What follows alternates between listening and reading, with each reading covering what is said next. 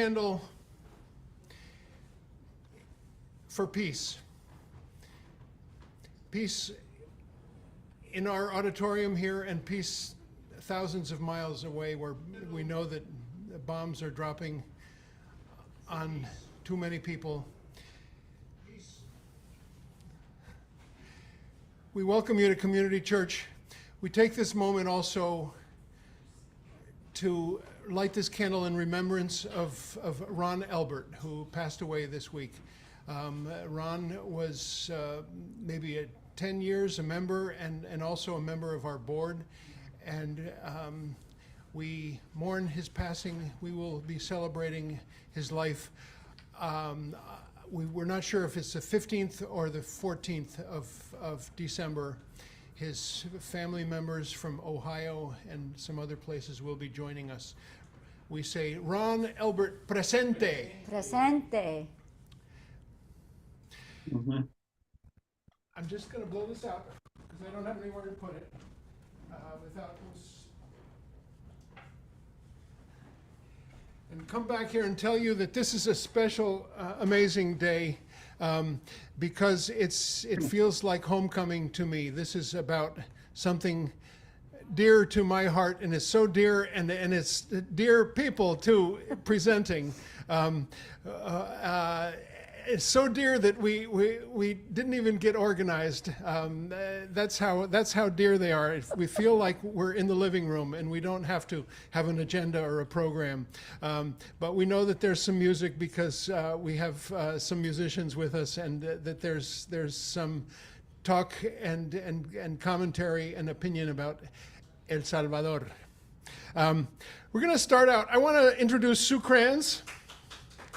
Sue Kranz, who's my good friend and travel partner, and she is presently living out a dream that I've always wished to live out, which is to be in a village that is beloved to my heart. It's called El Higueral, and it's in northern El Salvador, right on the Honduras border.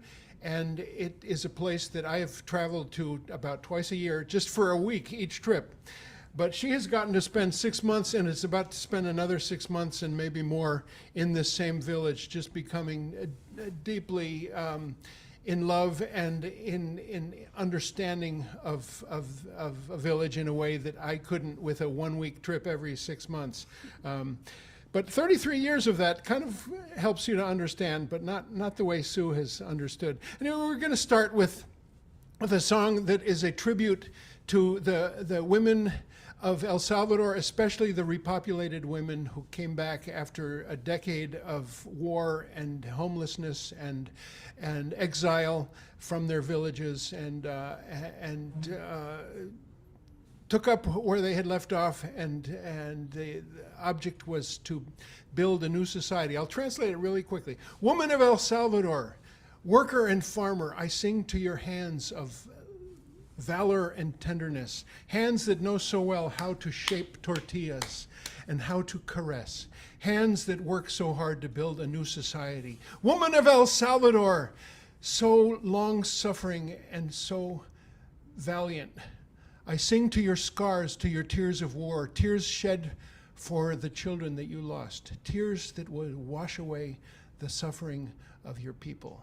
Woman of El Salvador, heart of the homes, I sing to your valor of family and home, strength of wife and mother in love and tenderness, strength of hands that united will build a stronger and better society. Woman of El Salvador, woman of faith and hope, I sing to all of the repopulated women of Chalatenango. The repopulated women are the seeds of a new future which you and I will build with the help of God and hard work. Mujer salvadoreña. ¡Vámonos! I'm not in the picture. You're not in the picture? We'll put you in the picture. Please put her in the picture and leave me out. Yay! Now I can see everybody.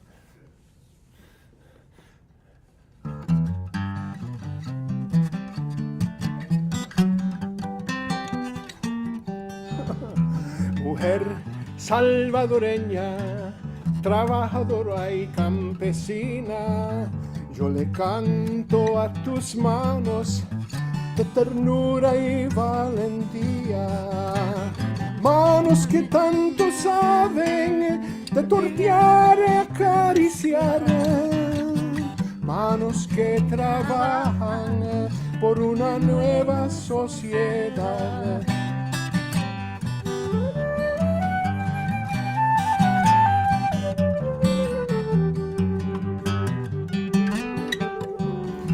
Mujer salvadoreña, tan valiente y tan sufrida, yo le canto a tus llagas, a tus lágrimas de guerra, lágrimas derramadas por los hijos que perdiste, lágrimas que lavan el sufrimiento de tu pueblo.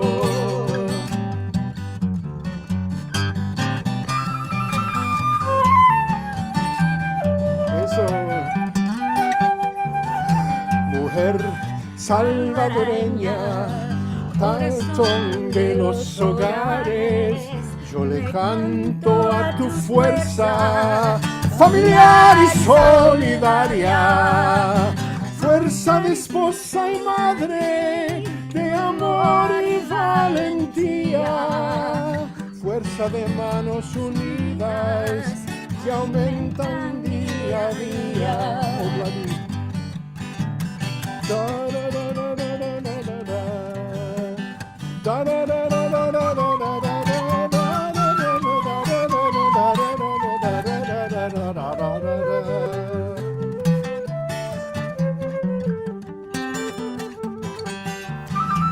Mujer salvadoreña, mujer de fe y de esperanza, yo le canto a las mujeres de todo Chalatenango. Las mujeres repobladas son semillas del futuro que alcanzaremos juntos con Dios y trabajo duro. Las mujeres repobladas son semillas del futuro que alcanzaremos juntos con Dios y trabajo duro. ¡Que vivan las mujeres del Salvador! Y los hombres también. ¡Que vivan ustedes!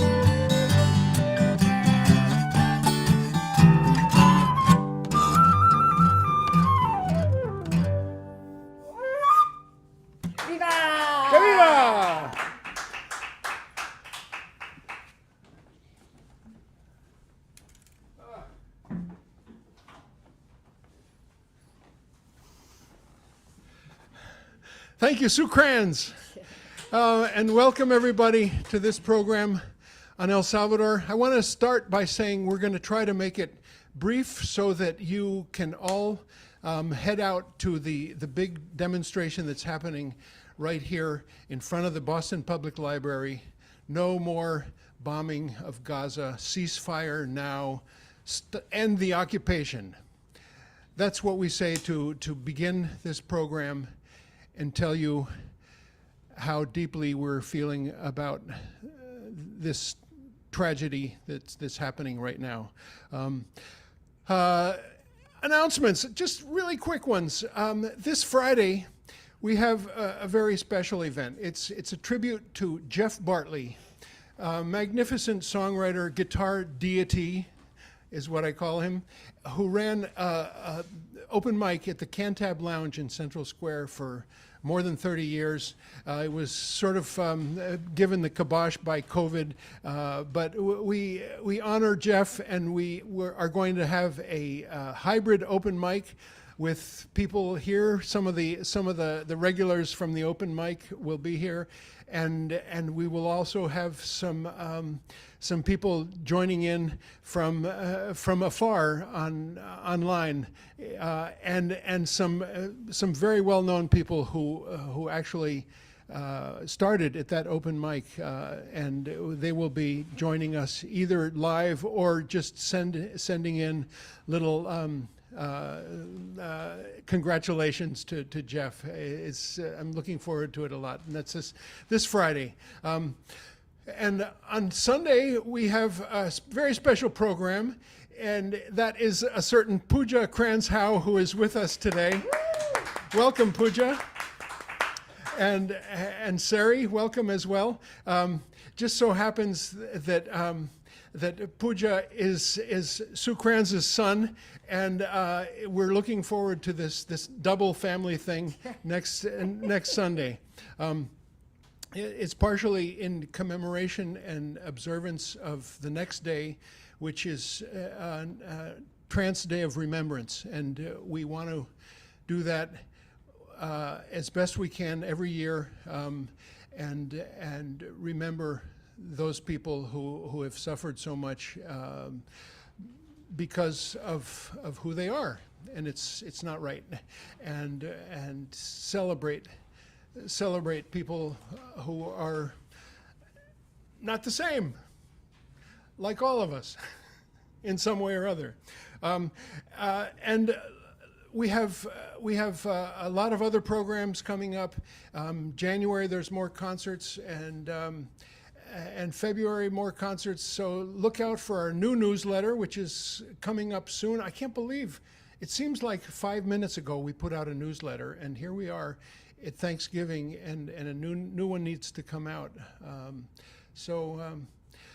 What else to say besides that we're going to get started with this program, and we're going to have some music and two presentations, one from Sue Kranz and one from our esteemed clerk of the board. His name is José Alemán, and he also happens to be the former Consul General of the country of El Salvador for all of New England, and who has just come back from El Salvador, where he was with his family for basically the whole summer, and I really look forward to hearing both of their thoughts and observances. I want to show you a couple of books. I have a pile of them to show you. One is Berné Ayala, who is José's childhood friend from Santa Ana. Will you hand me the other book by Berné over there, Sue? Yes. This is a former combatant who then went to law school and went up to being a prosecutor for the government of El Salvador, and then gave that up and became a novelist. And these are two of his self-published books, and we really support that kind of artistry, especially from our friends and friends of our friends. I want to show you a couple more books. Max Blumenthal was going to be here tomorrow, but had to cancel because he was given a journalistic assignment to go to Rafah Crossing, which is, of course, the Gaza crossing into Egypt, where there's a whole lot of material aid supposedly waiting, but it can't go into Gaza. And so he will not be with us tomorrow, but he will, here's the good news, be with us on Thursday, December 14th. Here's a couple of books that I really have studied carefully. This first one is called Goliath, Life and Loathing in Greater Israel, Max Blumenthal, and this one is called The 51-Day War. Max and Dan Cohen did a film about the 2014 bombing of Gaza, and you can watch it online. It's called Killing Gaza. We hosted it last Thursday, and we had quite a lot of participants, and it has a lot of views on the YouTube channel. Check it out. It's called Killing Gaza, and it's not an easy film to watch, and it's kind of a microcosm of what's going on now, which is just a really sad statement. So Max Blumenthal, Thursday, December 14th. we go on to a little bit of music by way of getting us ready for the presentation. And I forgot. So what are we going to do now? Stories. Stories. Oh, stories. Oh. And I'll just, I don't know how this is going to work with the, Yeah, But, that one works fine. just that in 1997, 25 years ago, Dean and I were in a songwriting group together, and a good friend. And he found out that I was taking a year off to travel and burning out from a teaching job. And he said to me, Sue, you're traveling? Do you want to go to a repopulated village in the mountains of El Salvador? And I said, okay. And this song was my first introduction to what had happened there, and he will say more about it. It's an amazing song. And you're going to play some flute on it. And I can play some flute on it. Okay. Do you need to be on my right? No. Yes, Yes? but I am on Okay. your right. All right, let's just gather around this.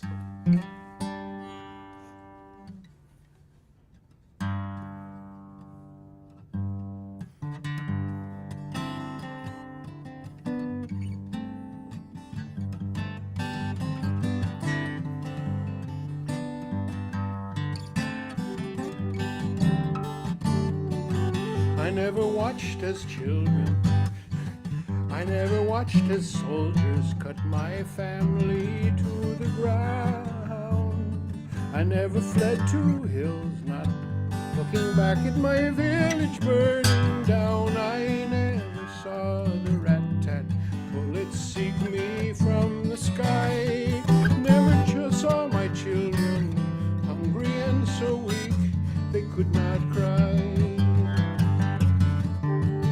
But I met some people, and they told me of these things, tales so dark to blacken their hearts, tales to cry more than to sing. And I have seen their faces, and I know their names. And the day I heard their stories, I knew I never would be the same.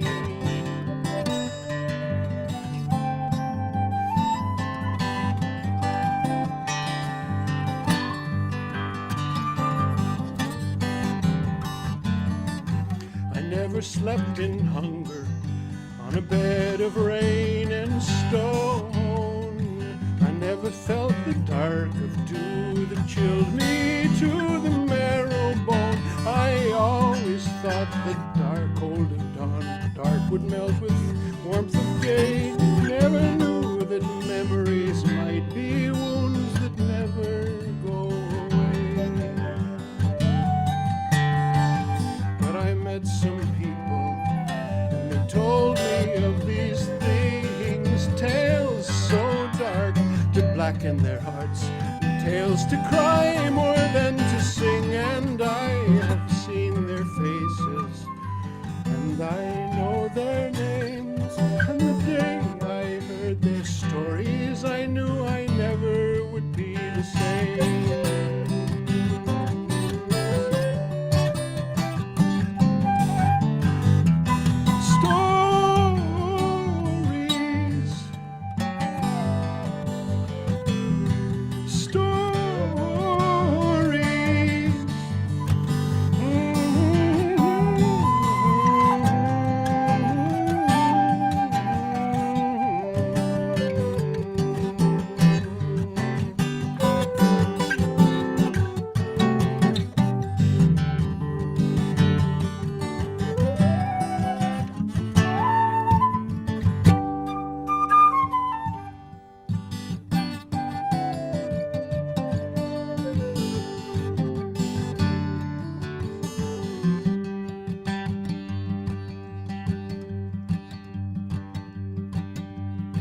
I never knew the misery many live through every day. I never wanted a clean slate, Lord, to wash this all away. I never shook my fist at God, why me this fate would deal. But I hope and pray a brighter day some future may reveal.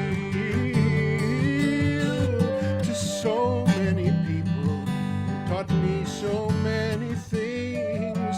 Their dreams so bright will lighten the night, and tears of joy to these eyes bring. And I can see their faces, and I know their children's names. And I swear that by their stories I know I never will be the same. And I know that by their stories I will never be the same.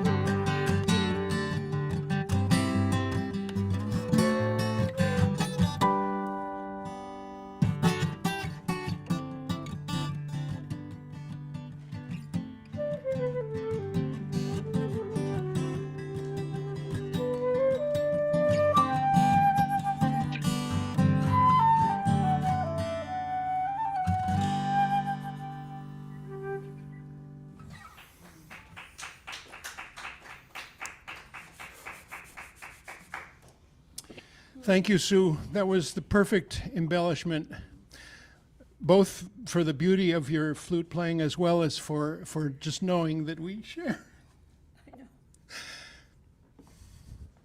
that place and the stories from that place. And we will hear a whole lot more. Oh, it's that place. Maybe they're calling us right now. Is it Colleen? It's Betillo Fabian. Yeah. Let's just answer It's this Betillo, call. es el hermano de Lorena. Yeah. Betillo. Estoy bien. Estoy aquí haciendo una presentación sobre el Higueral. Con Susana. Con Susana. Comadre de su hermana. Comadre de su hermana Lorena, Elsie Lorena. Pero estoy enfrente de una media docena de personas y otros 50 mirando en línea la difusión. Así que no debemos tardar mucho, pero yo les voy a explicar que usted llamó y les voy a hablar de su mamá, quien la quiero mucho, y de sus hermanos. Si quiere montarse al YouTube, yo le explico cómo hacerlo. O puede mirarlo después. Me tengo que ir, Betillo. Si quieres saludar a los del Higueral que van a estar mirando. Me mande el enlace y yo puedo ver. Sí, le mandamos el enlace. Hasta luego, Betillo. Hasta luego. Cuídense mucho. Gracias. That's pretty incredible. That's the brother of the family that I'll be showing you that I stayed with for 4 months. That's the brother of the family that Sue stayed with for 4 months. And he lives in Boston. And that's part of the El Salvador story, is the diaspora.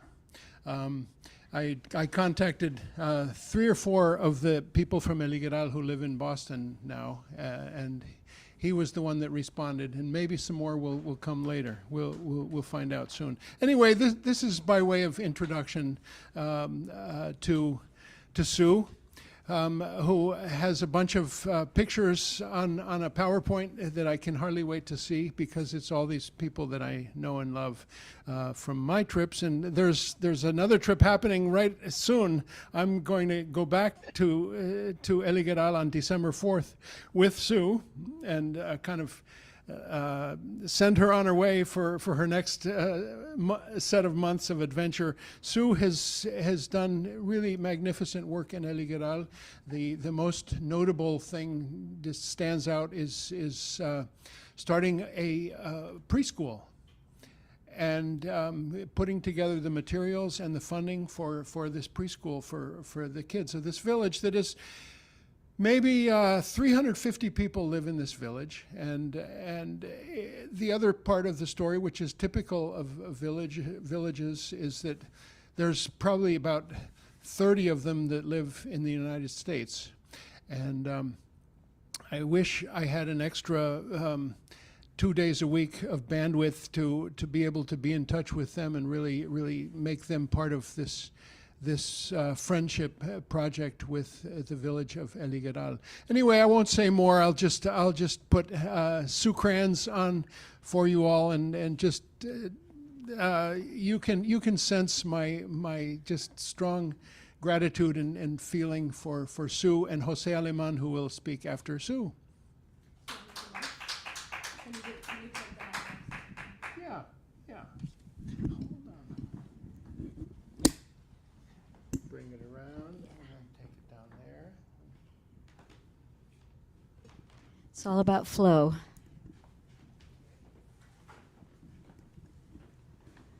So it's really surreal to be able to move from Central America to the northeast of the United States in less than a day.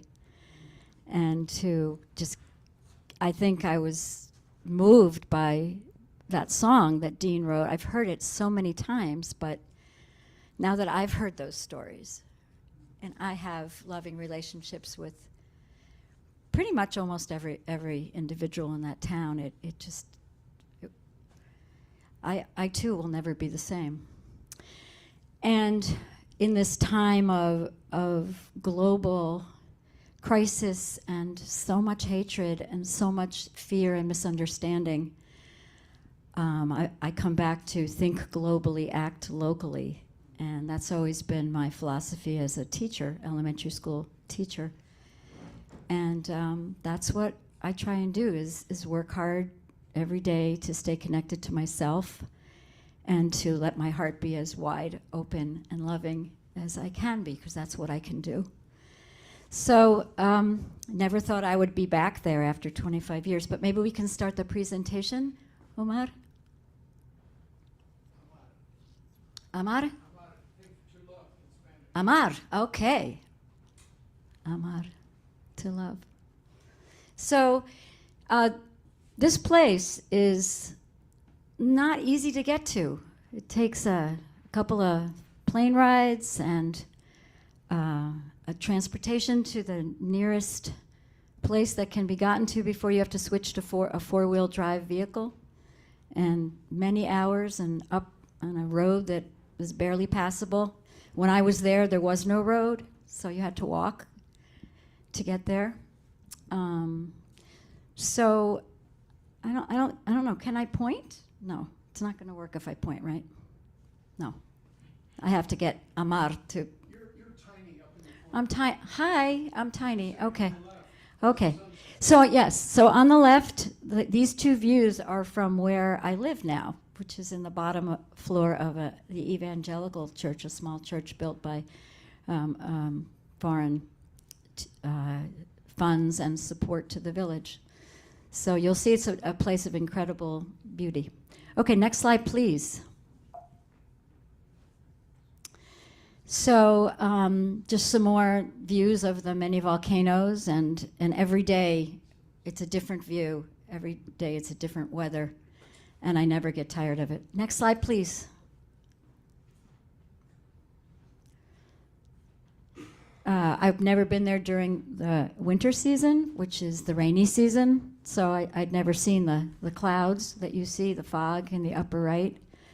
And this lower right slide is a man. You'll see a man who's our guide, who takes us up to the village of Isotolillo, which many of you have experienced the wonderful coffee from Isotolillo. So we were on the way down at a wonderful sunset moment. Here on the lower left, you can actually see the village of El Higueral, the little houses on the hill there, coming down from Isotolillo. So that's how small the village is. Yeah, the arrow. Whoop. Okay, next slide, please. So these are some of my favorite people on the planet. Arturo and Engma. He's 91 and she's going to be 88. And that smile you see on her face, that's a huge part of who she is. She had 18 live births and is related to almost everybody in the village in one way or another. And they still are living very much in the traditional way of desgranando, taking the kernels off the mazorca, the corn cobs, and there's Angma washing clothes in the traditional way. That's a pila, and there's water that fills up the part to the left of where she's washing clothing. That little thing on her head is actually a buff that I gave her from one of my treks. And I love her colorful, vibrant appearance. But below everybody's smiles and warmth are many sad stories. And she has lost many children and has to now take care of her husband, who's pretty much a child again now. Okay, next slide, please. Anyway, they're my parents, my surrogate parents, as mine have passed away. And this is my other family, who I lived with for 4 months. And Beto, if you're tuning in, there's your sister and brother-in-law and nephew, and the most recent member of the family is my guide child. And they've been wonderful to me. Chele, the man on the left there, has a truck and provides some of the only transportation in and out of the village. Very important service. And they're just wonderful. She learned to knit. She's wearing a hat that I taught her to knit. That's one of the many things that I love about this village, is that I can just be myself and share everything that I love with people there.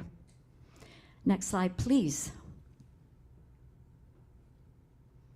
So, this is pretty incredible. The picture that you see in the upper middle, there's a woman who's standing up knitting.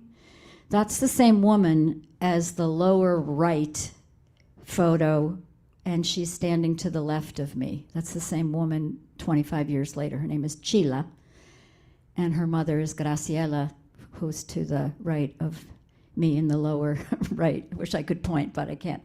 Anyway, all these women are in their 60s and 70s now, and they were very, very close friends of mine when I lived there before. And many of them formed a sewing cooperative, and they sewed shirts and embroidered beautifully. And I remember bringing these shirts back to the States in 1997, selling them for $25 a piece, brought $300 back with me, and we bought sewing machines, not electric. There was no electricity, there was no running water. And I'll never forget, I wish I had a picture of this, but the young strapping men who had a pole on each of their shoulders, and the sewing machines would be hanging as they crossed the river 5 times and precipitously hiked up the mountain. Those machines, who knows what happened to them. And like many projects, it didn't last. But the embroidery is still alive and well through Dean, who is wearing a hat with some of that embroidery and a shirt, and brings these back every time he goes to sell here, and that brings income for some of the members of the community. So you see all the smiles, and this woman who's holding a picture of a little girl. That's a little girl that I knew 25 years ago, and there she is now as an adult, and has a little girl of her own, who will be coming to my preschool in January. So it all kind of has this cyclical feeling to it. I'll take questions at the end, but if anyone has a burning question, I'm happy to answer them as we go along. Okay, so to be back with them is just phenomenal. And I just have to say that when I came back 4 years ago with Dean, right before the pandemic, it was like Rip Van Winkle waking up after a 23-year sleep, and suddenly there was electricity, and suddenly there was a road. But what hadn't changed was the heart connection. That was as if I had been there yesterday, and that has pulled me back and keeps me coming back. So this is the Catholic Church, and Dean and I stayed there, and many delegations have stayed there on the floor, and it was built by a community in Kansas City that's had a strong connection and sister cityhood with this village. And you can see on the lower left that this mural is in homage to the martyrs who were killed in the massacre of 1981, where the song that Dean shared is talking about that experience of having to flee to the mountains when helicopters and bombs basically burned your town, and many, many towns in El Salvador experienced this displacement. And in 1987, I believe, people came back to rebuild their lives again. I think that's when 88, and that's pretty much when you started going down there to interpret in 3 years later. Oh, okay. And then I was there 6 years after that. So to be witness to what people were doing to literally start over again and live in small dwellings that just had lamina, aluminum siding, and a roof, and see how far they've come has been amazing. And then this other mural is the survivors. No, survivors? The names of the survivors. No, this is the people that have been killed. This is the sobrevivientes. So, okay, next slide, please. So now we go from something kind of heavy to something kind of yummy. Food, you don't get whatever you want from some part of the world. You get what's in season. So when the bananas that grow outside of Charlie's house, when there are bananas, everybody eats bananas, and everyone gets gifted bananas that doesn't have bananas. In the lower left, this is a picture of some women making banana-based pasteles, something like that. There's a banana dough that's fried. These are two typical meals that I would have: eggs and beans and tortillas 3 times a day, French fries, and my favorite cheese I see people making just from milk. There are cows in the village, and people find the money to buy the raw materials and then sell it to other folks in the village. Making pupusas up on the right with a dear friend of mine. And, no one's refused to eat any of the things I've made so far, but they're very polite, so who knows. Okay, next slide, please. So this is just, I've never been there during the cycle of I've experienced the harvest, but starting from upper left, and when I think of cornfields, I think of Iowa. These are very, very steep hills, and corn and beans are planted. And you see it going across to the right on the upper. This is a good friend of mine, Yami, who's carrying unbelievably heavy vessel of water on her head, so it can be mixed with pesticide that you see in the picture before in the blue tank. And we went up and down probably 6 times that morning to be able to help the crops not be destroyed by insects. And then you see on the bottom level, it's growing, and the way it beautifully is covering the mountainside. And then the last one is where after the initial harvest, sorry, I can't really speak English very well these days, where you take each individual stalk and you cut it with a machete, and then you fold it in half so it can dry. Those are mazorcas. And I went out every Tuesday or so to try and work with folks, and would come back with some bloody injury from a machete or something. But it was an opportunity to really experience the real work, and it is such hard work. Next slide, please.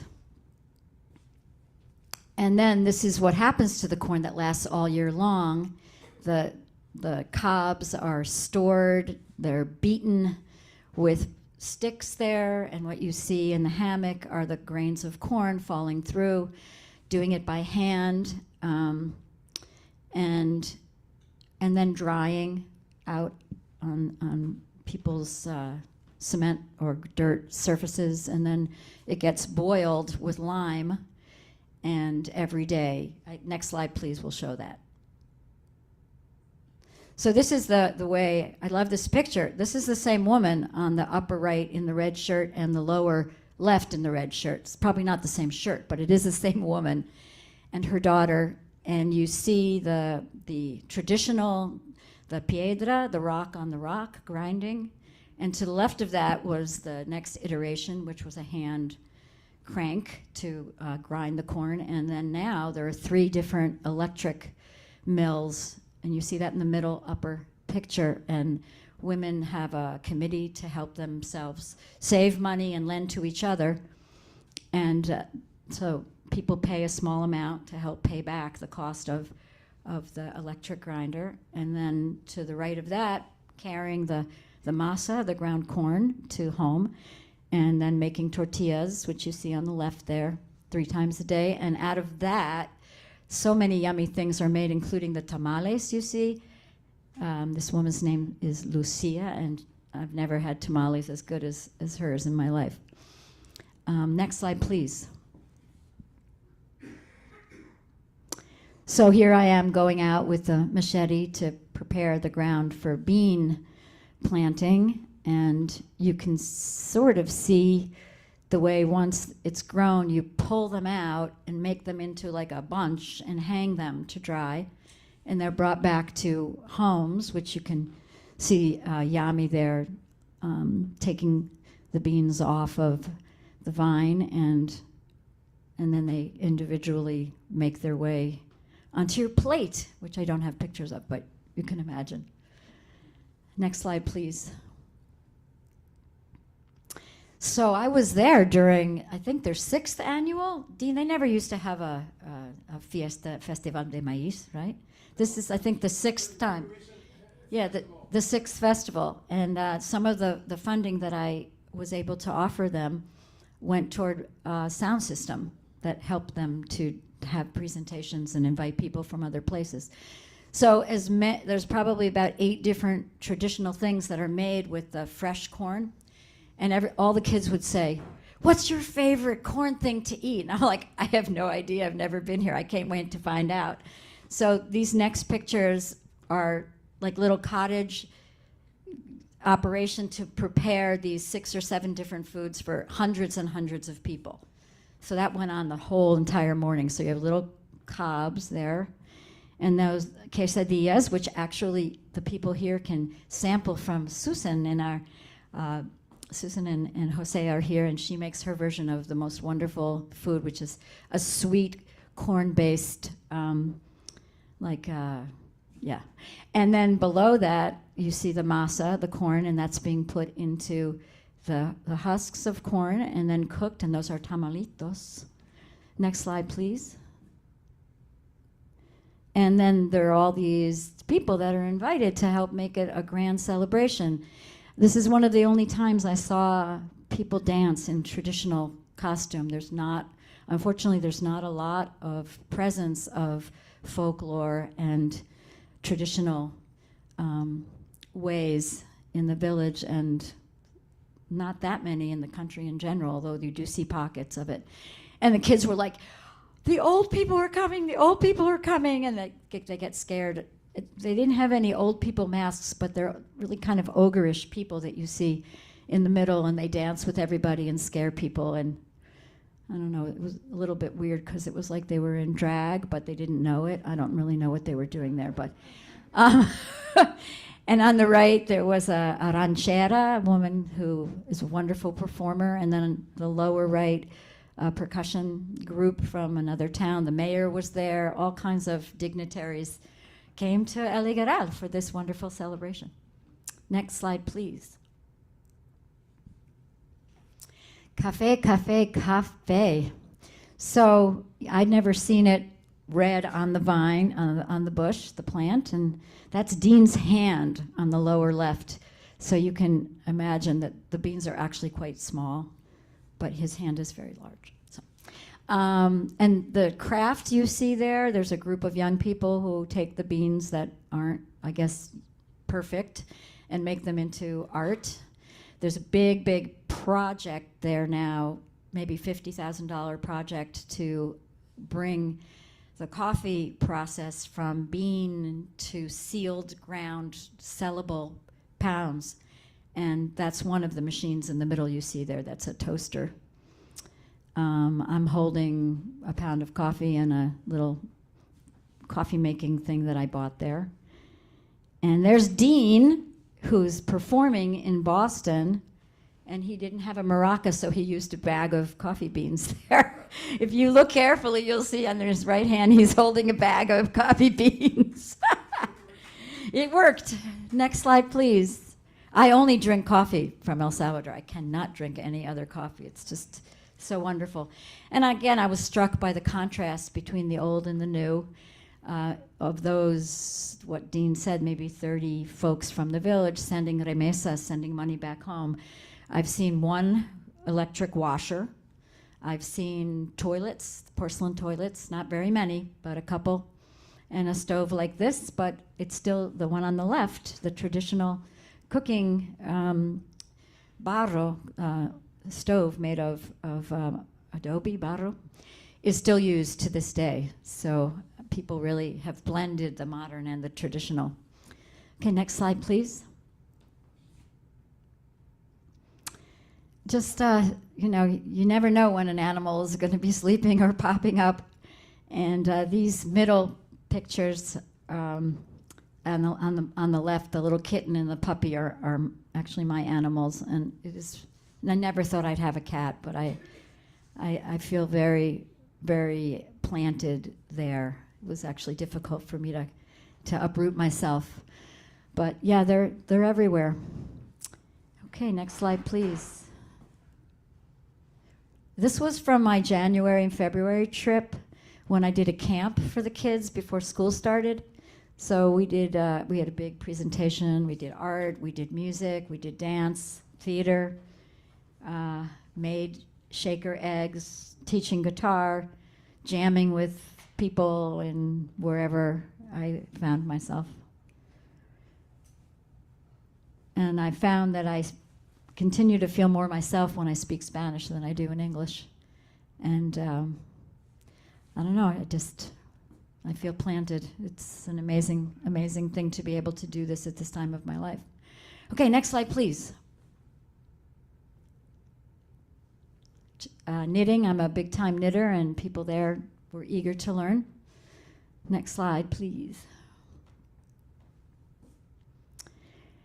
Kids, kids, kids. Yeah, so this was the kids on the lower right rehearsing for their play, showing some of the things they would make, pot holders, and teaching English and having them make some little things to bring home to practice English. On the upper left, saying love there. Okay, next slide, please. So this was major, and this was the impetus for wanting to start a preschool.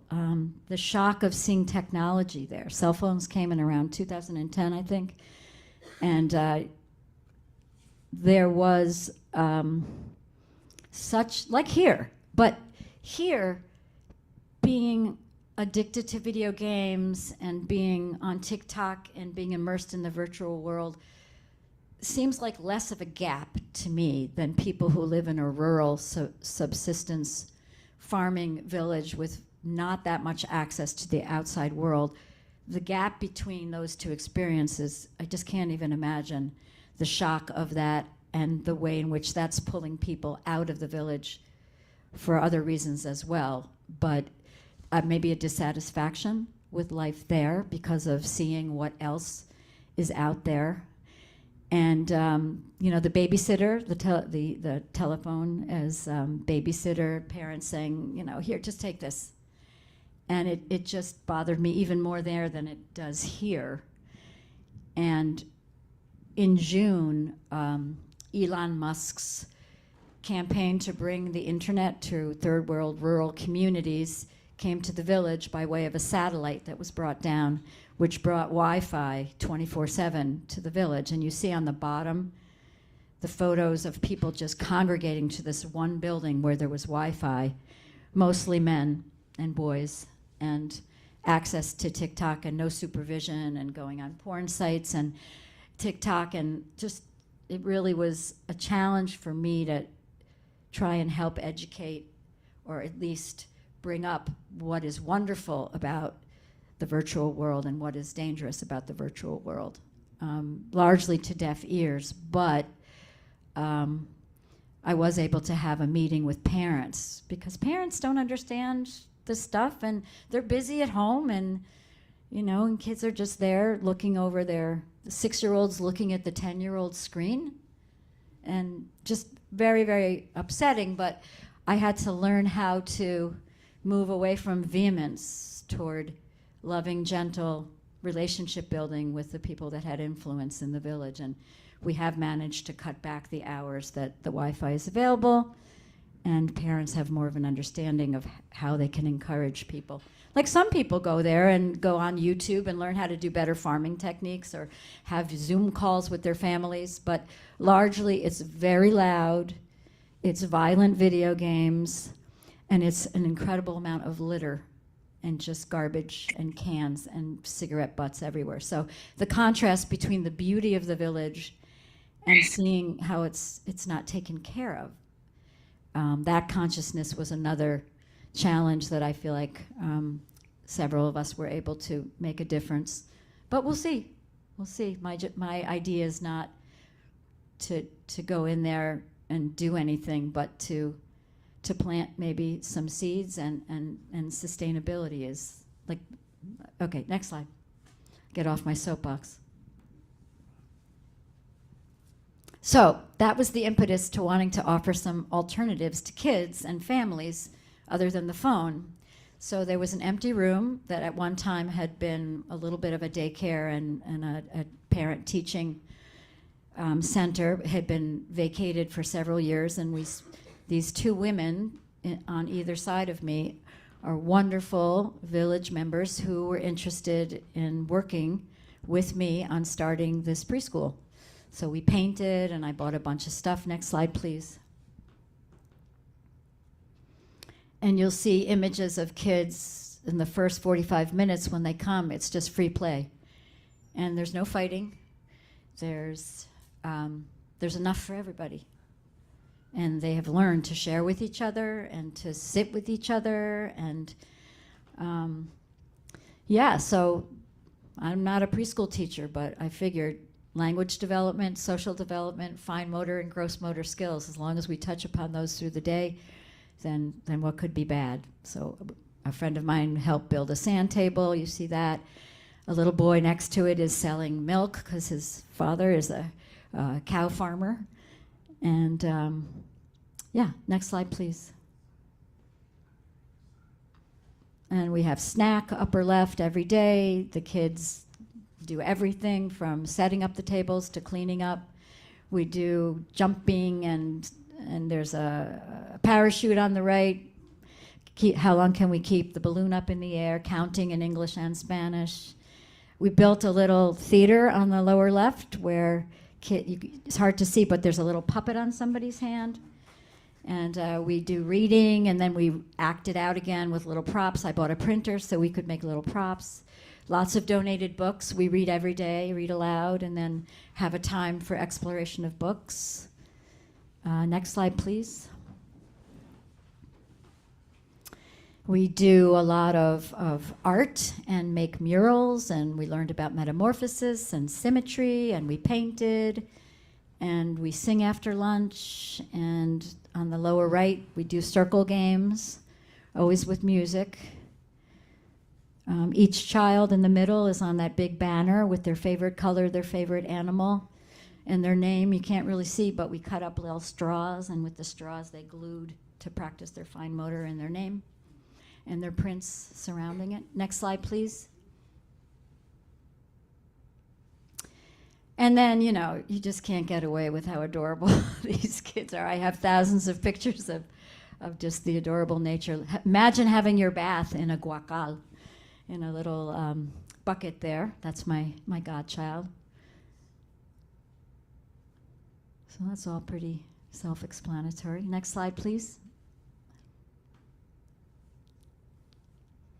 And just the incredible, the time that people have. People are not busy 24/7. The idea of planning so much ahead and always being in your head in the future or the past is not so present there. Of course, there's worries and there's always trauma underneath the surface, but see incredible intergenerational love. And that, to me, is how I want to live.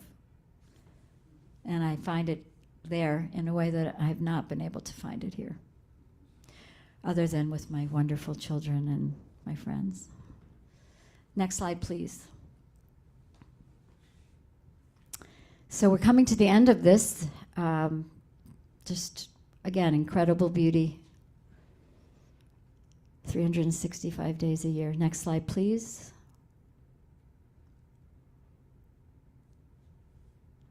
And believe it or not, that's not a painting.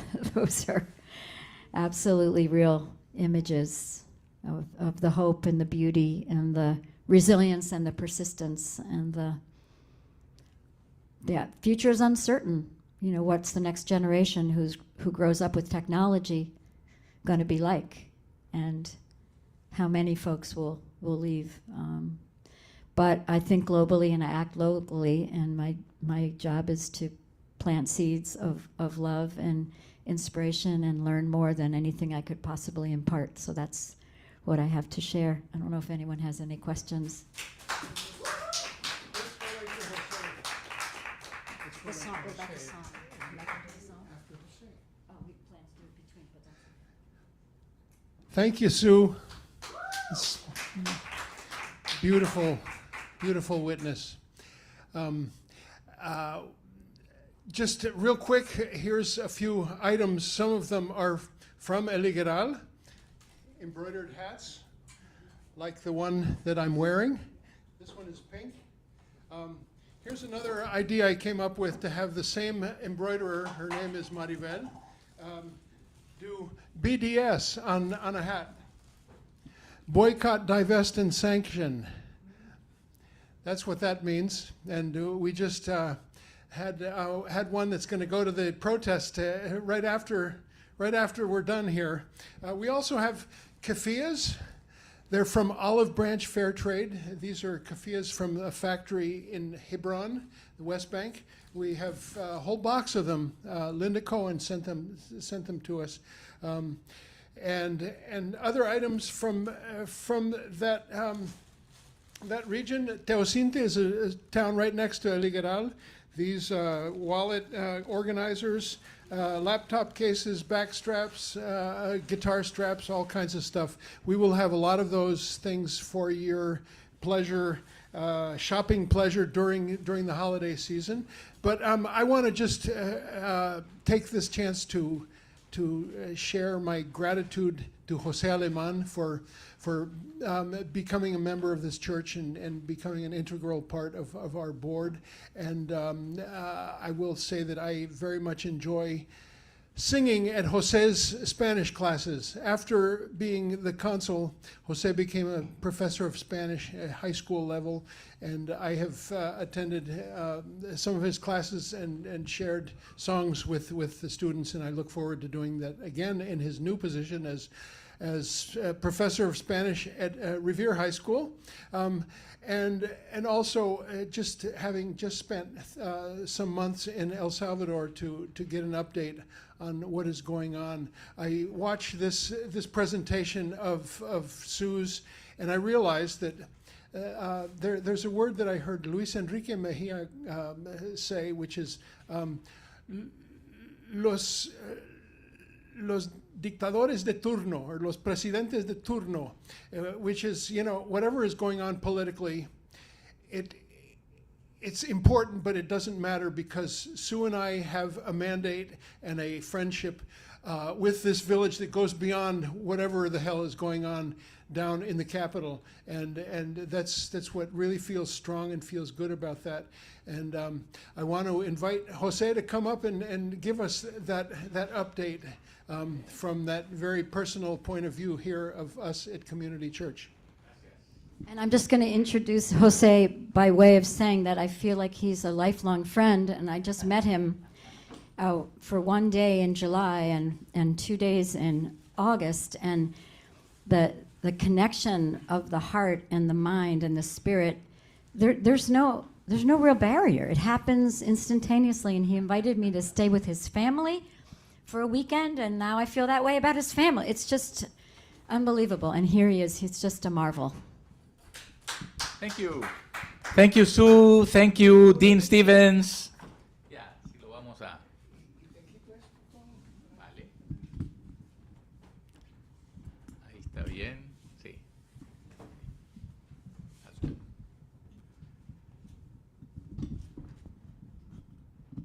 Sí. Bien. Well, good morning, and thank you for being with us. It's cold outside. When we left, it was 4 degrees Fahrenheit or 39 degrees Fahrenheit, 39 degrees Fahrenheit, 4 degrees Celsius. And this afternoon, we're going to be out there, maybe 200 yards from here, in solidarity with the Palestinian people, the Arab world, and all of us, humanity, who cannot be just indifferent to pain, to suffering, to injustices. After this presentation from Sue, and thank you for the words about friendship and love, I think that what you have been doing for the past months in El Higueral, what Dean had been doing for years, speaks highly of that common element of us humans, which is the ability to feel, the ability to care, and deliver onto others what we would like for us, for our families, for our world. What we try to do here at Community Church of Boston, with the help of Dean, the help of Ed, Amar, many people who are parts of the board of directors and members for years and years. This congregation has over 100 years of history. It's precisely not to be indifferent to what's going on in the world, to work for a just world, and to provide this tribune, this place, for us to present the little efforts or the big efforts we are being part of as a sign of hope. Because in the middle of all this destruction, in the middle of all this chaos, we can be also seeds of hope, and we can be voices with a strong message of possibilities and change. My talk, following Sue's micro example of how a community in El Salvador that has endured so much suffering can do, how that community that has overcome tragedies, massacres, exile, repopulation, rebuilding, can move forward into dreaming about a world where the roads can be paved, electricity can come, technology doesn't have to be something that only in cities you can enjoy, but it's also that it can be something that can come to my hometown and be transformative and representing a sign that we can, not only in the cities, but also in the countryside, can enjoy the opportunities, so that prevent migration, that prevent disruption of the social natural network that communities are built on. My talk, as I describe Sue's experience as a micro experience, has to do more with the context of what's going on in El Salvador and how these micro experiences, these real experiences, these community experiences, we are talking about 300 people, maybe 50, 60 families, can be a sign that of what's at risk, or the signs of what we need to work hard to preserve, to promote, and to showcase as examples of where we need to be and what we need to do in order to keep them thriving and strong and integrated also to the larger society, the larger country, which has overcome also a civil war, and it's struggling with its future in terms of how democracy can take root in El Salvador, a country that for 200 years has been ruled by dictators, whether they represent the oligarchy, the wealthy class, or the military. El Salvador hasn't had a real experience with democracy, and now the year 2023 is not having the best time as a democratic society. Sue was saying to me a couple of days ago how to tell people about what's El Salvador. Sue can tell us, and she has done it beautifully, how El Higueral, what's El Higueral? The people, the foods, the celebrations, the effort with the preschool, which is amazing, La Guarderia. But that doesn't happen in the vacuum. That happens as part of a larger society, which has been traumatized for years and years.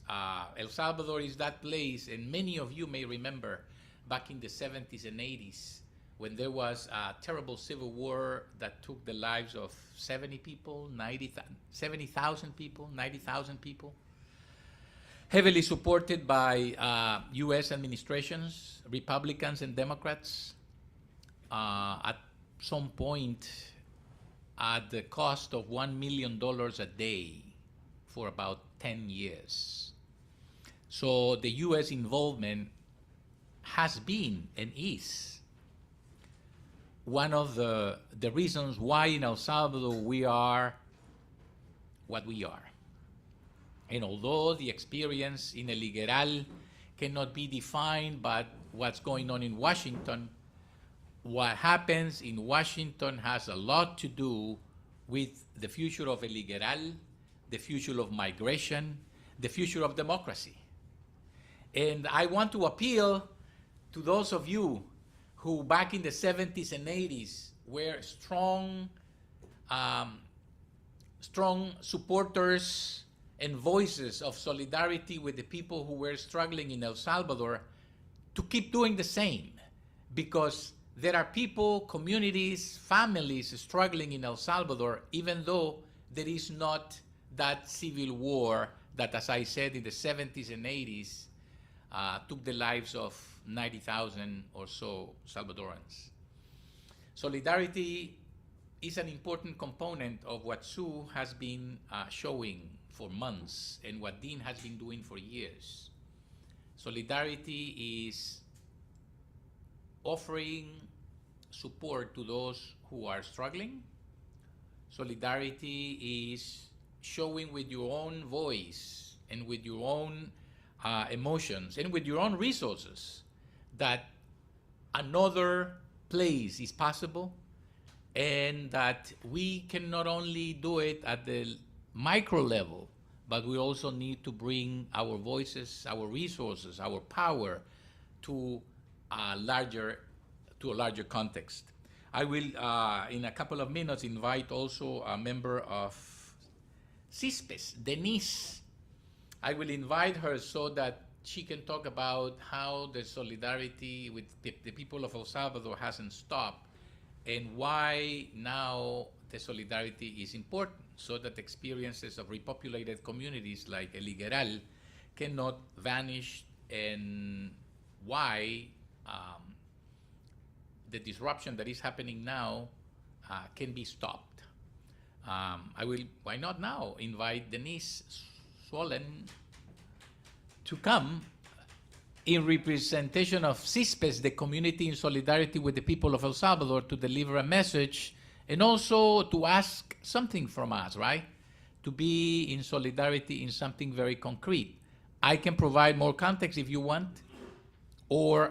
Well, we can have a back and forth. I mean, and I wanted to connect to what you were talking about. Okay, why don't you come then? Let's give Because my history has been... Denise... let's give Denise a hand. Denise, thank you for being with us. So my experience, how I got involved with El Salvador was going as a volunteer with an organization called Doctors for Global Health to another repopulated community, Santa Marta in Cabañas.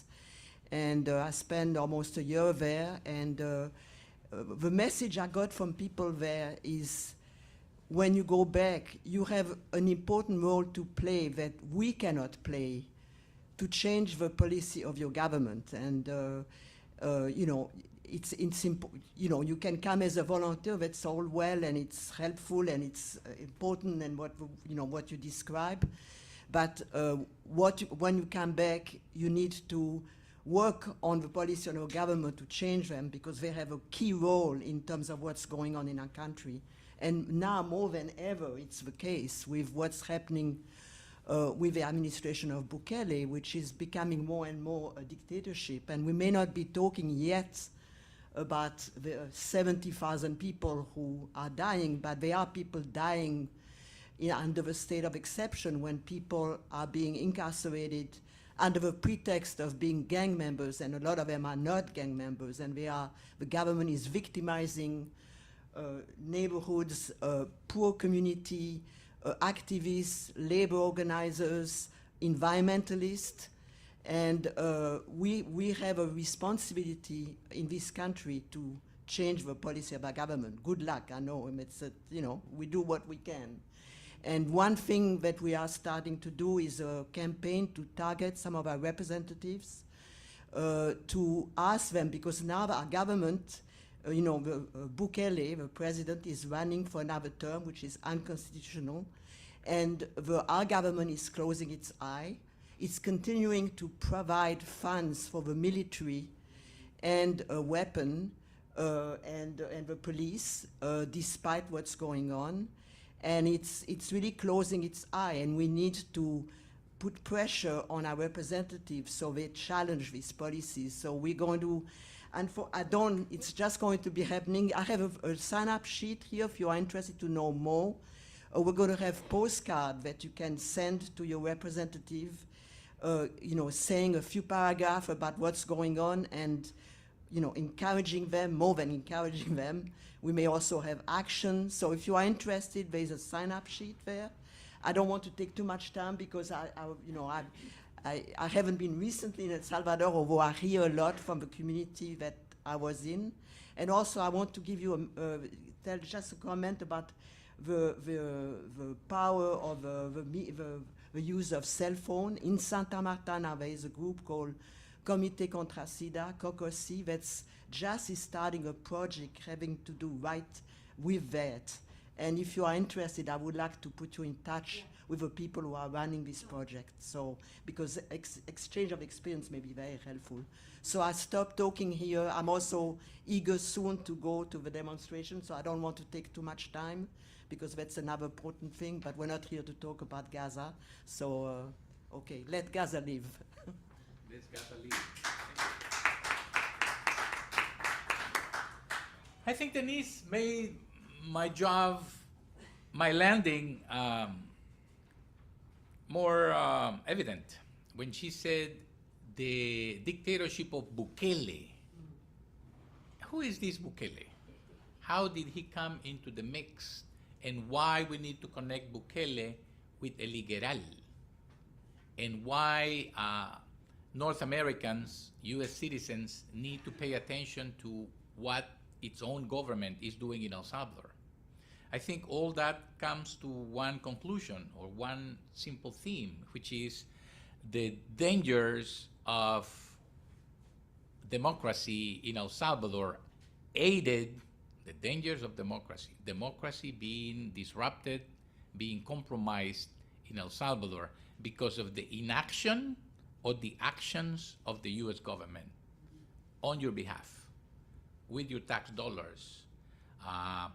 And so, although I am not a US citizen and I cannot tell you what to do, I know that what's going on in El Higueral, the efforts of Sue, are real. I was there. I took pictures of your efforts. I saw the youngsters Also, playing with their technology and dreaming perhaps with leaving the country. And I am aware also that young people from that community of El Higueral, because of fear, have left their studies, their homes, and their futures to turn into migrants, risking their lives, spending thousands of dollars of human traffickers to come to the US and save their lives. Why? Because the Bukele government, which I call the Bukele dictatorship, has targeted young people under the accusation of being part of gangs, violent gangs, youth gangs, to be criminals. This year, Bukele declared a war against corruption, and last year he declared the war against gangs.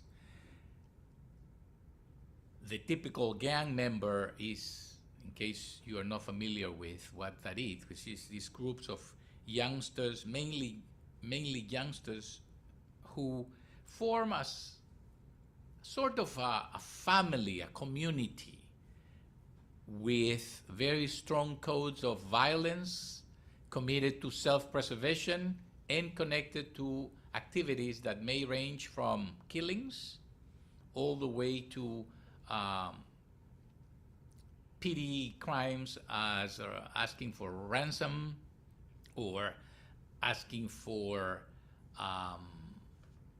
monies in exchange for just letting you come in and out of your neighborhood. Maybe asking for $5. If you are driving a car, I will let you go in if you give me $3. And doing that as a way of bringing income, but also as a way to train themselves and moving up into the ranks. These gangs have been a real problem in El Salvador. Many of them were the results of deportations back in the early 2000s from communities heavily populated by Salvadorans in California, but also I heard that here in Somerville, they would gather them, they would surround them with police patrols, get them detained, and without fair trial or anything, put them into planes and being deported. That happens in the United States, here in Somerville, in the year 2000, 2001, 2002, and so. That created the armies, the contingents of uprooted youngsters who ended up in El Salvador, a country they knew very little, and devoted themselves into a life of crime as a way to self-preserve themselves, living in a society they were not used to. Well, Bukele, and I have a chart here depicting some of his promises and some of his failures, has done something particularly well. He who never promised to build a jail able to hold 52,000 human beings now has built in a record time, less than 2 years, one of the largest detention centers, jails in the continent.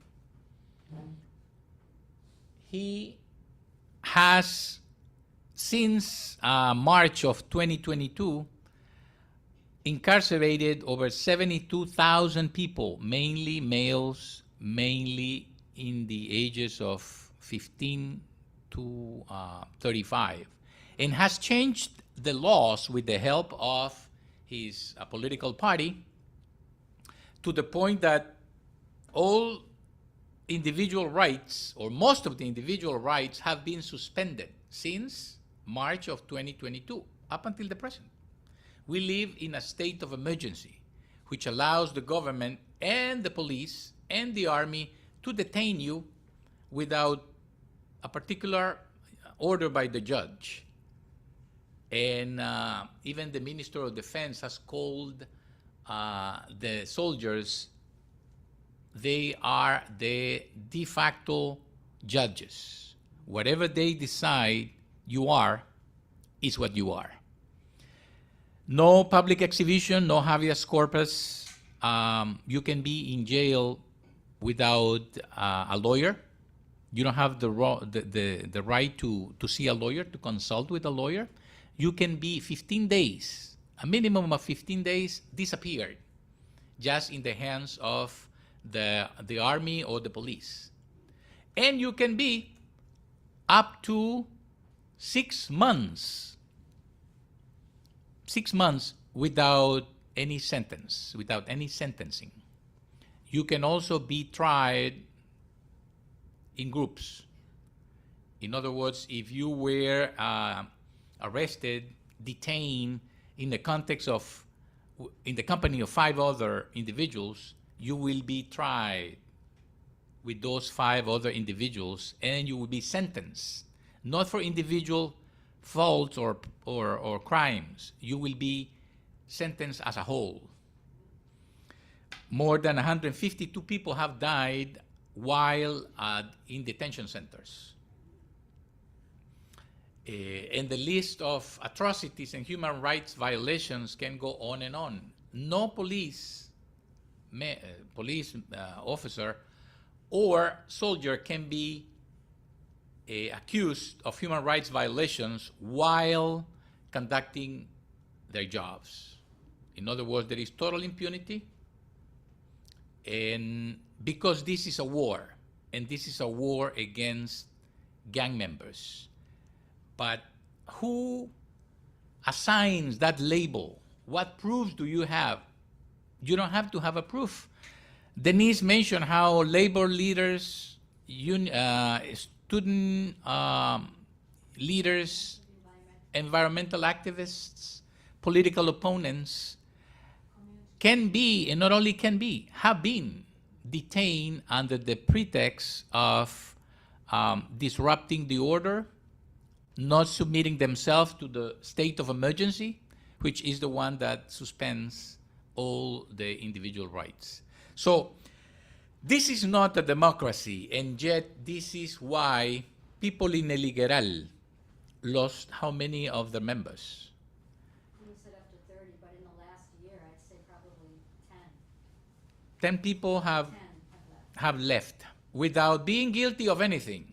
And here comes the crucial element, and my point, perhaps my last point will be, we not only live in a state of emergency in El Salvador, we also live in a state of fear. And fear paralyzes, and fear is a very personal experience, invisible, that will make you do things, will make you act as a guilty person while innocent. And we need to stop this. And the opportunity, Dean, of being here and talking about these and trying to expose the risks of democracy and the complicity of the U.S. administration has to do with precisely that point. We need to stop the fear. We need to speak up. We need to present what's going on at the micro level and all the things that can be disrupted if we don't act. Back in the 80s and 90s, we did it, and it had a large cost. So we know how to do it. And we need to do it as many times as necessary. And the solidarity of other people, of other citizens, of other fighters is important. The same way we are going to show solidarity today to the Palestinian people is the same solidarity that I think we need in El Salvador to prove that Salvadorans, families who are raising families, teenagers, don't need to send their kids to harm's ways. Don't need to, in order not to be jailed, just kick them out of the community. Bring them to foreign lands as immigrants for God's knows what future, because I don't want them to be jailed for months and perhaps die in jail. How to bring the hope back since we say that we need to be people of hope, we need to talk about what is risk. We need to talk about the fights we have fought in the past and we have won. We have to be examples that our voices and our messages matter and that we are not alone. So fear is destroyed. Fear is overcome when we realize that in a small group, many of us are fearless. Many of us are prepared to speak up. Many of us are prepared to run some risks, to defend what's just, and to be in solidarity with those who need it the most. Thank you, Sue. You are one example of them. Thank you, Dean. You are another example of them. We are not alone in El Salvador. Thank you.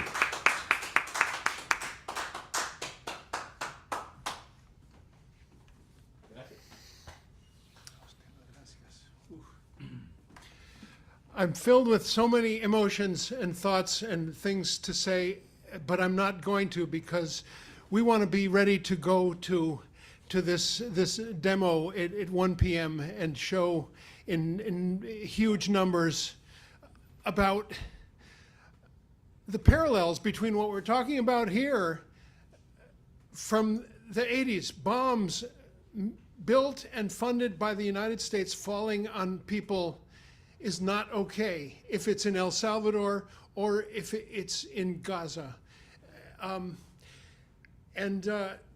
That's just one thing I really was thinking about a lot during Jose's just really powerful words. I had another thought. We should do another version of this same thing to have on our YouTube channel with Jose in Spanish, directed to our friends in Chalatenango. Jose, let's talk about that. Another strong thought that I had was to bring up two teenage boys who are now in Washington, D.C. They were some of our scholarship high school kids who go down from this village to a bigger city, or bigger town, let's call it, to study in the high school that's there. And they go only one day a week. It's sort of a distance learning program. And they got fingered as having either, we don't know the details really, maybe Sue knows them better than I do, but they were accused of stuff that they had nothing to do with, or they associated with somebody who had something to do with it. But these are like 15, 16-year-old boys, and word came to the village that they needed to either be gone or they would be going to jail. And their families, in desperation, found a way to send them to the border with Texas, where as minors they were held there until there could be identified a family member or a sponsor. Sue and I have decided to sponsor these two boys, and a family member who is an aunt of one of them received them in Washington, D.C. So it's something that Jose talked about that's so alive to us in El Higueral and to us here in Boston, and all the things we can do about it, as expressed by Denise. Thank you, Denise, for being here to talk about that. We're going to transition to Charlie Welch, who is our treasurer, who has a little bit of a report for us before we end with a song written by Sue Kranz. And Sue Kranz, thanks you so much for that PowerPoint presentation. It just brings us right there to that lovely place. And anybody out there who is interested in traveling to that place, I have this regular habit of going usually twice a year. I lost it during COVID for the first time since our son was born 25 years ago, which I didn't travel for 2 years, but it's basically twice a year, and we love to take people. It's not a Club Med trip, believe me, but if you want to come, be in touch with me. Dean@deanstevens.com is my email address, and we can tell you more about the trip and more about whether you'd like to come. Lots of people have come over the years, probably 200 or so, maybe more, and there are some people who have just loved it so much, and they become repeat offenders, I call them, and come back numerous times, the likes of Carol Allen or Ed White or Byron Thomas, who have just come over and over again. So that's what I want to say, and this is a presentation that's just so dear to my heart and soul. Thank you, Sue, and thank you, Jose. And now we're going to hand it to Charlie Welch, who's going to give us a little bit of update about Community Church.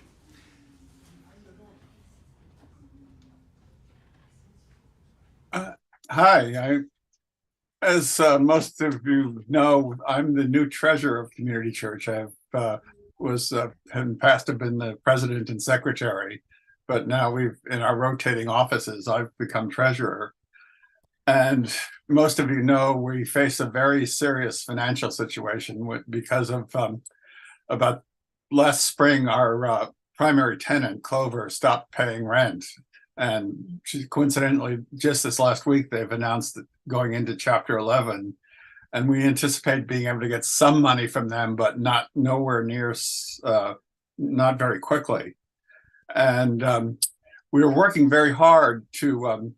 We've got two very serious prospects for being the tenant downstairs. And we've in the final stages of making, looking at the agreements and their proposals and making a choice between them. But even if we were to sign a deal tomorrow, we face about 6 more months of no rent. The way the real estate market works is that when you sign on the dotted line, there's about a 3-month period of waiting for permits to come through, and another potentially 3 months of build out for the to get the place ready so that the restaurant will become active and we'll get our first month's rent. So that we're still faced with a serious situation.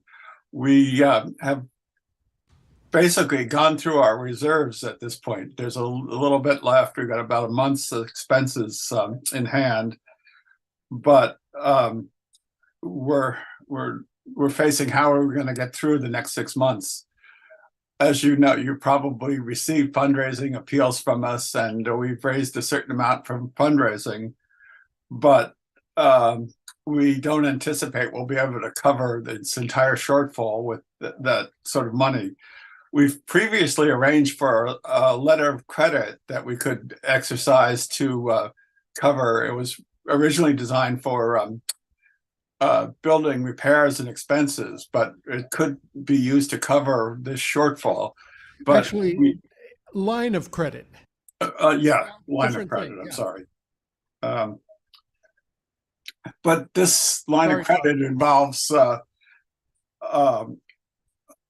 costs to get it, lawyers involved, and a lot of other things that we'd rather not get into if we didn't have to. And so we're faced with the decision of what to do over the next 6 months. To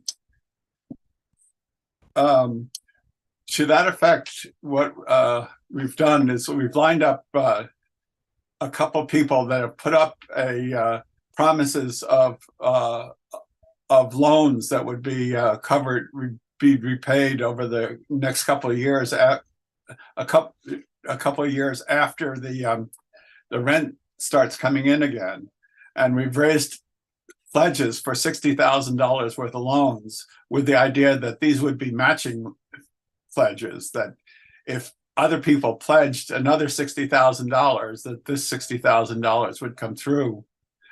and we realize that there are some people out there that are prepared to do this. A lot of people aren't, but this is one way we see, and we've done a similar thing in the past where we've been able to, when we had problems with the auditorium, we were able to get individual loans to cover it, tide us over until things we were able to generate the income to be able to pay them back.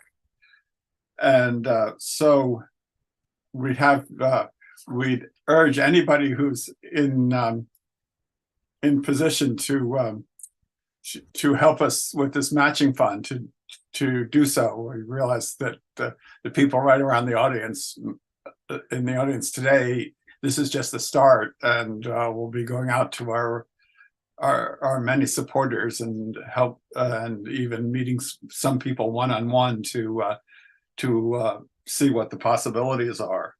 But this is the start of how we're going to get through the next 6 months. Just as an offset, one of our other tenants, relatively minor compared to Clover, is Encuentro Cinco, and they have fallen behind on their rent, and they're going to have a fundraising dinner on Friday, December 15th at 6:30 p.m.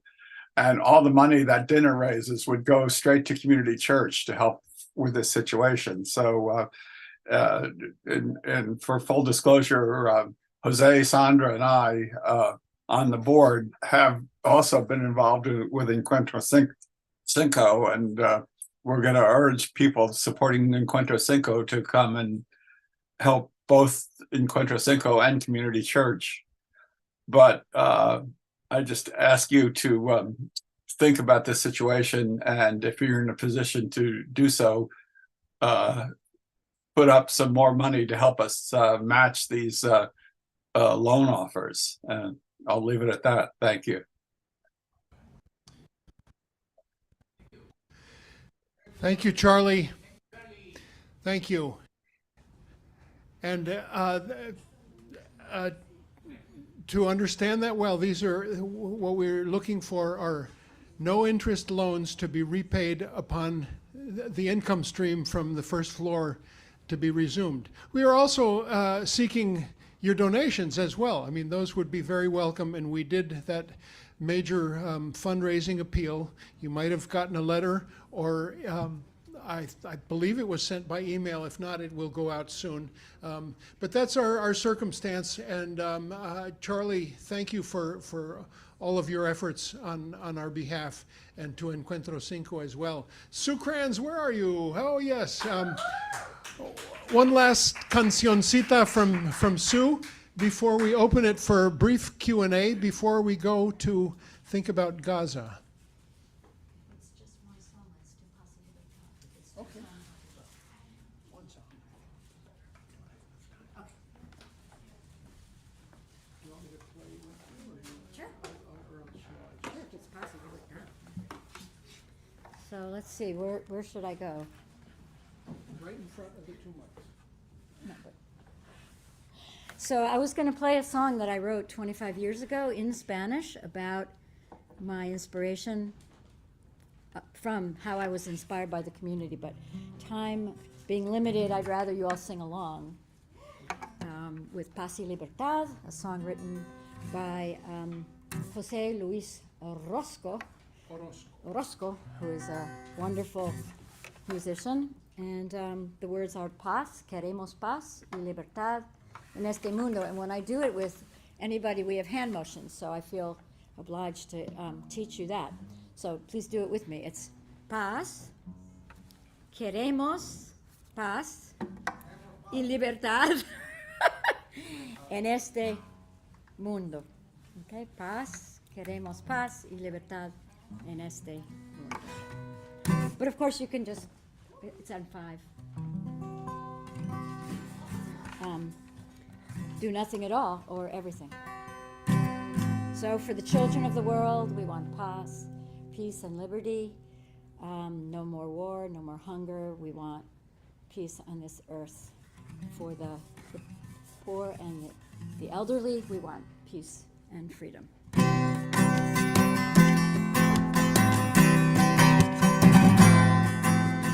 Paz, queremos paz y libertad en este mundo. Paz, queremos paz y libertad en este mundo. If you have any keys and want to do percussion, you can.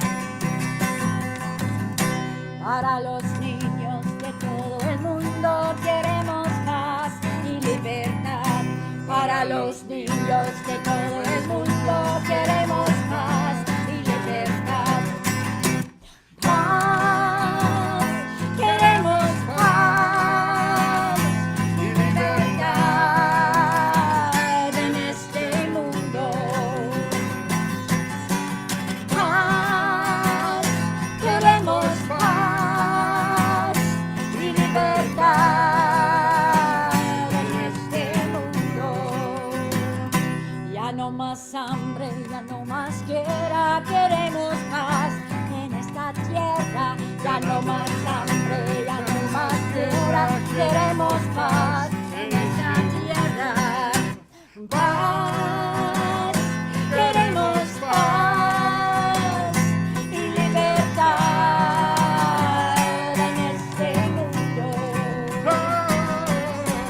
Paz, queremos paz y libertad en este mundo. Para los pobres y los ancianos queremos paz y libertad. Para los pobres y los ancianos queremos paz y libertad. Paz, queremos paz y libertad en este mundo. Paz, queremos paz y libertad en este mundo. Para Ucrania y Gaza y todo el mundo queremos paz y libertad. Paz, queremos paz y libertad en este mundo.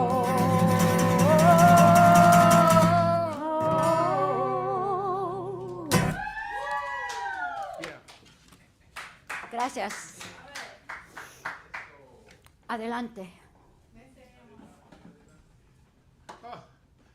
I have two guitars in my hand. I think I should put them down, but let's see if there's anybody who wants to join the community and talk to us a little bit. We have maybe 10 minutes before we should, or a question, or Amar, Hello?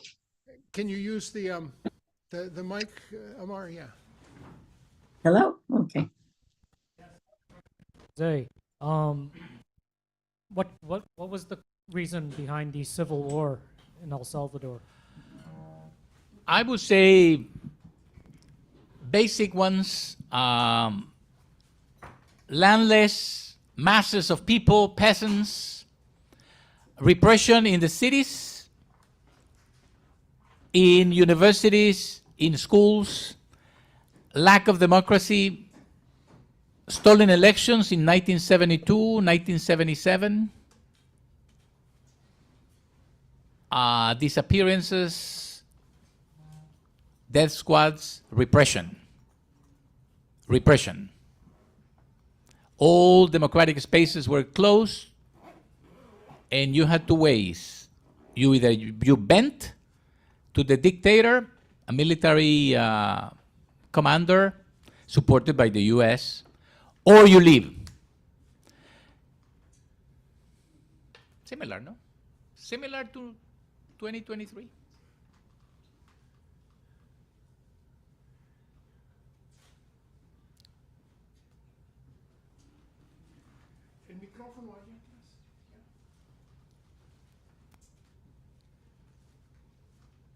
people here say, here in Boston, Salvadoran communities, that Bukele is the best president they ever had, and the FMLN time in the government didn't bring what they promised to El Salvador, especially to the ones that stayed and fought for democracy. What do you have to say about FMLN time as the government, and what to expect in the future if Bukele is definitely not the answer? Well, the FMLN was in power for 10 years in the executive. Prior to that, the FMLN had control of, I would say, 8 provinces out of 14. In fact, my friend here, Alfredo Peñate, was the mayor of my hometown, Santa Ana, for a couple of periods, and representing the FMLN. But the FMLN never had the control that Bukele has now over the judiciary and the legislative branches. The FMLN only control the executive branch. So all the changes that proposed, including a tax reform that would have a property tax for all the homeowners, never pass. Bukele, since 2 years ago, had the control of everything, the judiciary, the legislative, and the executive branches. He hasn't done a thing to bring justice to the tax code, which means the rich are still rich, paying no taxes, no property taxes. Picture that, those of you who are homeowners here. You can have in El Salvador 15 pieces of real estate, 30 pieces of real estate, and you don't pay any property taxes. You only pay municipal taxes sometimes, right, Alfredo?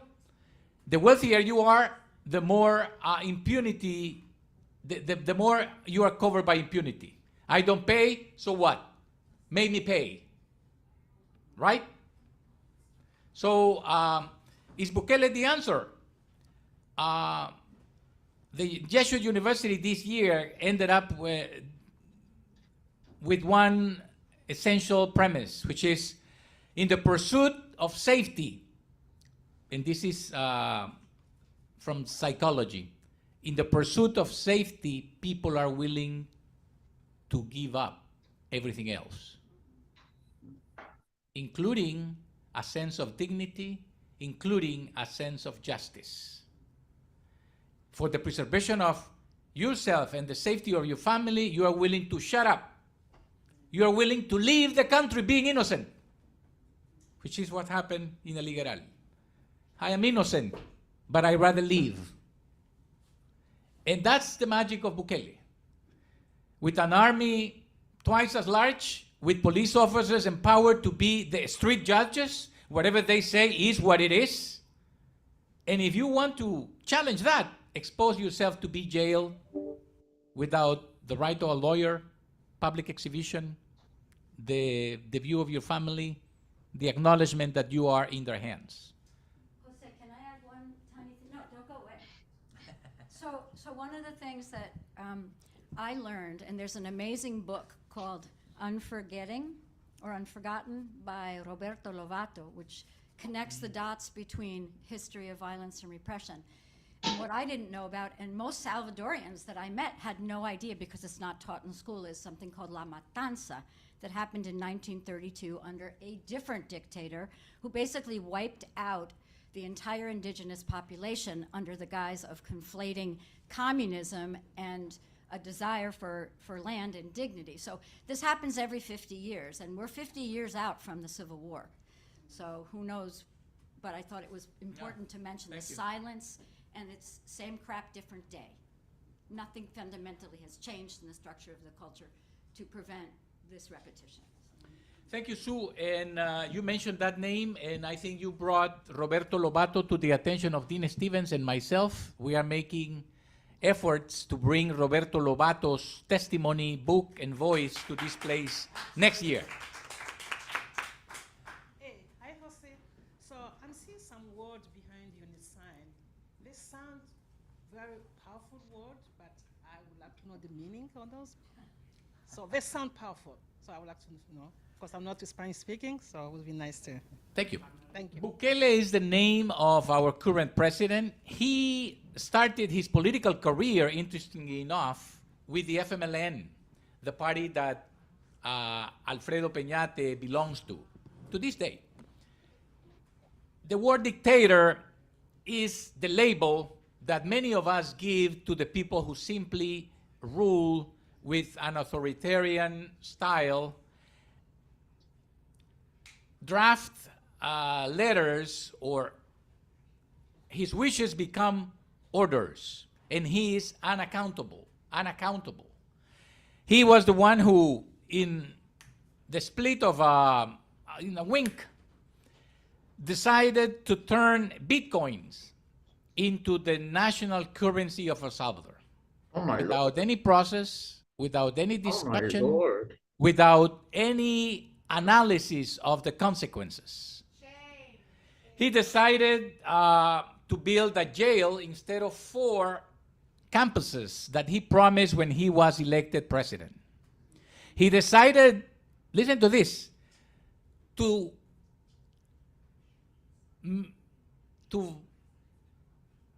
delete, to erase,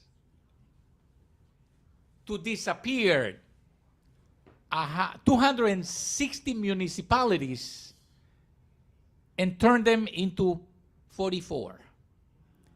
He simply ordered his legislative branch.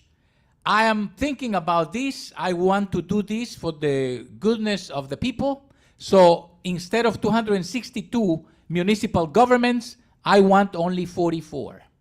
That's called, in this place, redistricting and gerrymandering. Because now, instead of having 84 representatives of the will of the people, he said, we only want 60. So he moved from 84 to 60. So the next elections are going to have less people representing the population and less municipalities governing the country of El Salvador. Why? Because he is a dictator. His promise, his campaign promise was, when you don't steal, the money is enough. He has, because of the pandemic, I also need to say, he has brought El Salvador $8 billion more of debt.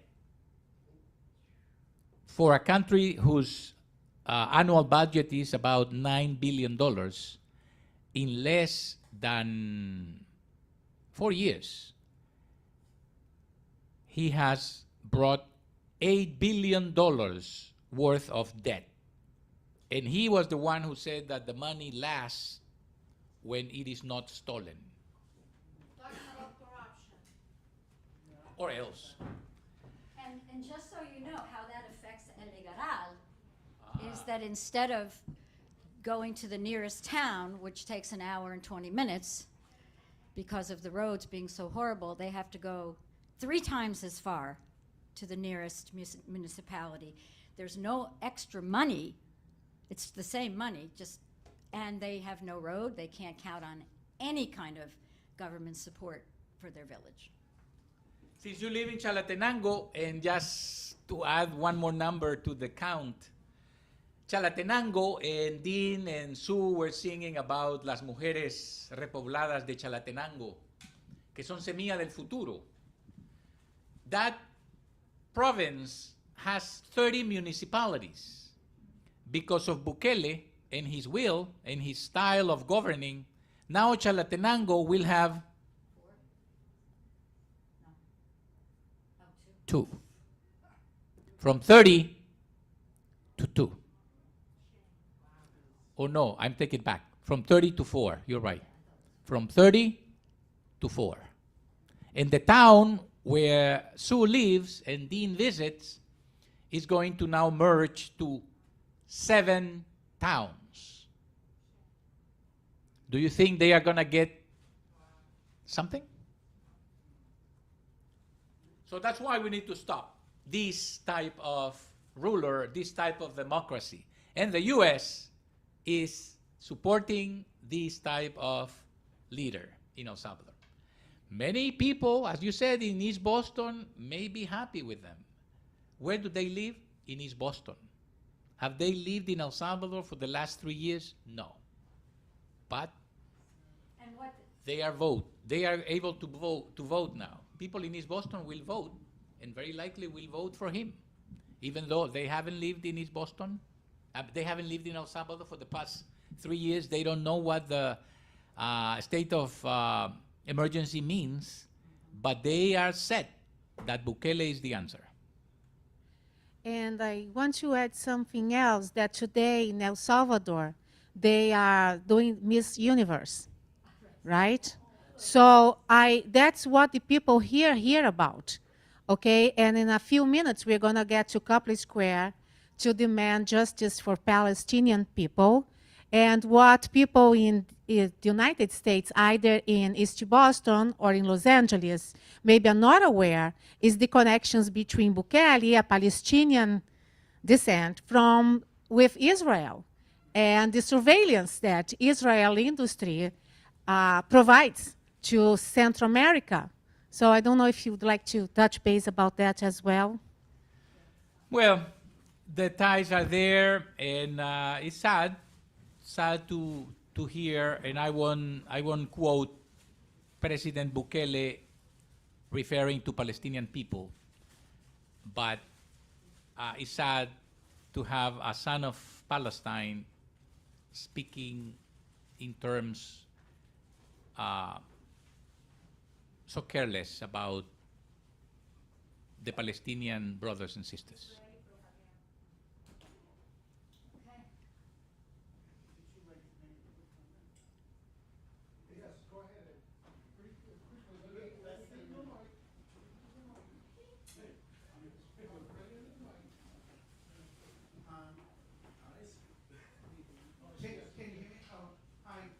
My name is Ed Passanese, and I'm a member of this church. Thank you for the presentation. Thank you, Ed. Thank you. Thank you. And in spite of all the difficulties, this place will be open. The doors and the microphones will be available so that issues of justice, issues of peace, strong voices of claiming for justice, calling for action will be here. And they have a place, and we have a place. So thank you, Dean. Thank you, Amar. Thank you, Sue, for making the program today a very special one.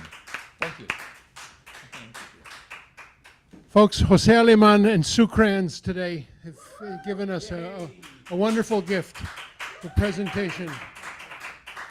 I want to show off a copy that we have of this book, Unforgetting, a Memoir of Family Migration, Gangs, and Revolution in the Americas by Roberto Lovato. If we get lucky, we'll get him to speak here at Community Church.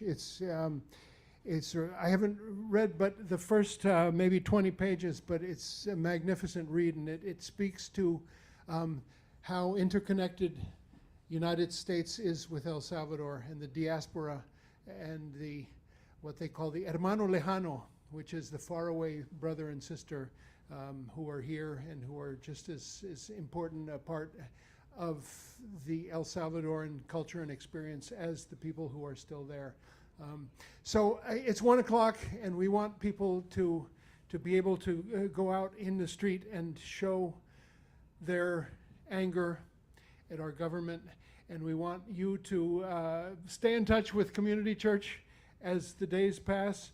We have a rich feast of things for you to see here at the auditorium. Come on any Wednesday at noon. We have an open house, or come to our Sunday morning church, or join us on Zoom or YouTube.